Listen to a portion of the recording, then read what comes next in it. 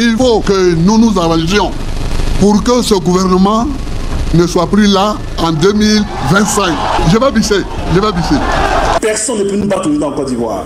Non, on n'a pas peur. C'est vous qui avez peur. Aucun parmi vous ne peut battre Alassane Ouattara à aucune élection en Côte d'Ivoire. En juillet 2024, lors des meetings, Laurent Gbagbo a lancé un appel à tous les partis politiques de l'opposition de le rejoindre dans une grande coalition pour battre le RHDP aux élections présidentielles de 2025. Dans cette vidéo, on va voir pourquoi les partis politiques de l'opposition n'ont pas suivi l'appel de Gbagbo, quels sont les blocages et surtout quelles peuvent être les conséquences de cette dispersion de l'opposition sur les élections présidentielles de 2025. Bonjour, je m'appelle Roland, je suis passionné d'analyse politique et si vous me découvrez grâce à cette vidéo, abonnez-vous à ma chaîne. N'hésitez pas à laisser un like avant de regarder la suite et surtout partager la vidéo. Nous sommes en juillet 2024, si je ne me trompe pas. Laurent Gbagbo est en meeting dans le sud de la Côte d'Ivoire et il lance un appel à toutes les forces vives de l'opposition à venir le rejoindre pour battre le RHDP en 2025 lors des élections.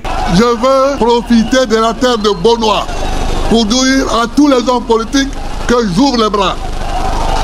J'ouvre les bras. Tous ceux qui veulent un rassemblement clair, politique, sain, pour battre ce gouvernement, j'ouvre les bras, je les attends. Aucun parmi vous ne peut battre le RHDP à aucune élection en Côte d'Ivoire. L'appel n'a pas été suivi par les partis politiques.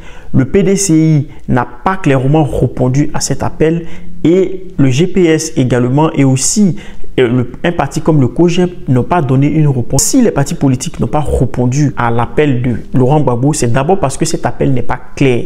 Quand on écoute les explications données par Sébastien Dano-Djedje, qui est un cadre éminent du PPACI, l'appel au rassemblement que le président Laurent Gbagbo a lancé, il a dit: j'appelle toutes les personnalités, tous les acteurs politiques pour faire une chose, faire en sorte que le régime de Ouattara ne soit plus là en 2025. C'est ça qu'il a dit. Il n'y a pas de débat autour de ça. Donc tout ce qu'on appelle, c'est pour venir concourir à ce que ce pouvoir ne soit plus là en 2025. On n'est pas en train de chercher un candidat unique. Hein. On est en train de chercher les Ivoiriens, les personnalités qui peuvent lutter avec nous pour que ce pouvoir-là ne soit plus là en 2025. On ne sait pas si l'appel a fait une coalition comme ce fut le cas en 2010 avec le RHDP auquel le PDCI appartenait. On ne sait pas s'il s'agit de venir se mettre ensemble pour présenter un candidat commun. On ne sait pas clairement. Et d'ailleurs, il ne parle pas que des partis politiques. Il parle de toutes les forces vives de la nation. Donc, ça veut dire que les associations, je ne sais pas, peut-être même que les simples citoyens sont appelés à rejoindre cette coalition. Donc, pour moi, dans un premier temps, cet appel n'est pas suivi parce que son objet n'est pas clair. La deuxième chose qui fait que cet appel n'est pas suivi, c'est simplement parce qu'il y a un problème de leadership. Si le PDCI, le GPS, le COJEP de Charles Blé Goudé rejoignent Laurent Gbagbo dans une coalition, qui va diriger cette coalition? En 2010, la coalition du RHDP, tous les partis politiques avaient décidé de se mettre ensemble pour chasser Laurent Gbagbo du pouvoir, ce qui a été fait. Et donc, l'objet était d'aller aux élections avec des candidats communs. Ce n'est pas le cas actuellement de l'appel de Laurent Gbagbo. Donc, en ce moment-là, il y a un problème de leadership.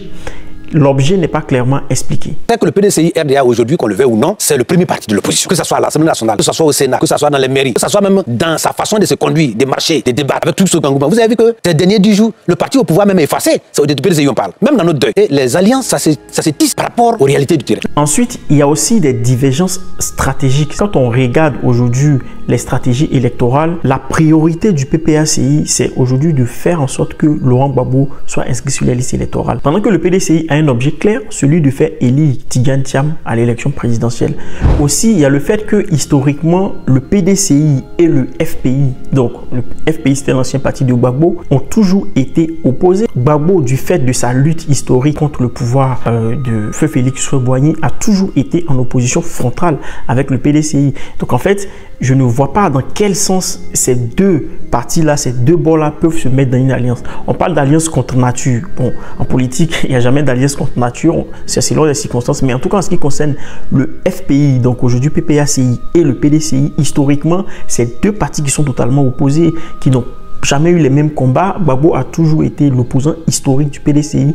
Et donc, dès le départ, il était tout à fait clair que cette alliance-là n'allait pas pouvoir se faire. Ensuite, il y a aussi le fait que stratégiquement, pour le PPACI, il n'y a aucun intérêt à aller dans une coalition où se trouvent Simone Yves Gbagbo et potentiellement Pascal Affi-N'Guessan, qui font aujourd'hui partie de l'opposition, aussi Charles Blé Goudé, qui font partie de l'opposition et qui en fait sont issus du FPI, donc c'est-à-dire que qui font partie de l'électorat du FPI. Et donc toutes ces personnes-là dans une coalition, en réalité, ça allait être très compliqué à gérer. Donc dès le départ, on sentait que cette alliance-là n'allait pas se faire.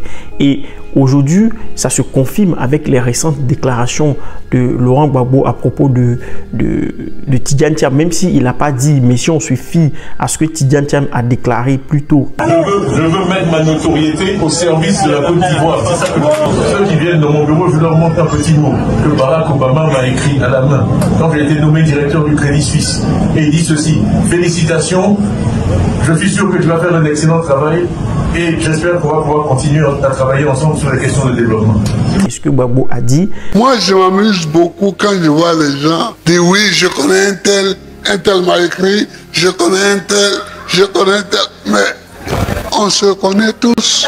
On sent que clairement il parle de Thiam et donc qu'il y a déjà des frictions qui sont en train de naître. Les conséquences, c'est qu'il y ait d'abord une forme de fragmentation de l'opposition, c'est-à-dire que l'élection se fasse avec une opposition dispersée. Dans ce cadre-là, ça va favoriser le RHDP en face qui sera en bloc unique face à une opposition qui aura donc un candidat au PDCI, un candidat au PPACI et un candidat dans les autres petits partis que j'ai cités, Simone Yves Gbagbo, Charles Blé Goudé. Donc, si c'est le cas, je l'ai dit dans ma précédente vidéo que vous allez retrouver ici et que vous pouvez voir, si c'est le cas, je pense que le RHDP part avec un avantage sur l'opposition. Dans les commentaires, la dernière fois, il y a quelqu'un qui a dit que le fait qu'il y ait beaucoup de candidats à l'opposition au premier tour n'était pas défavorable à l'opposition parce que c'est une élection à 2 tours. Mais le problème, c'est qu'une élection à 2 tours, ça se gagne à 50%.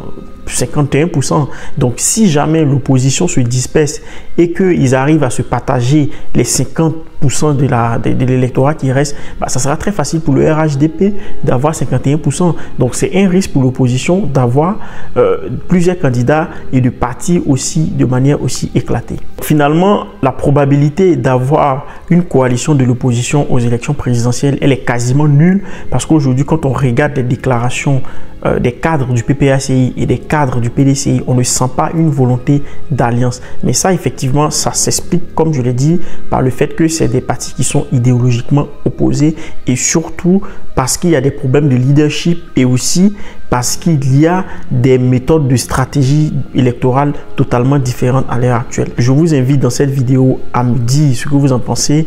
Est-ce que vous pensez que l'opposition ira aux élections les rangs serrés?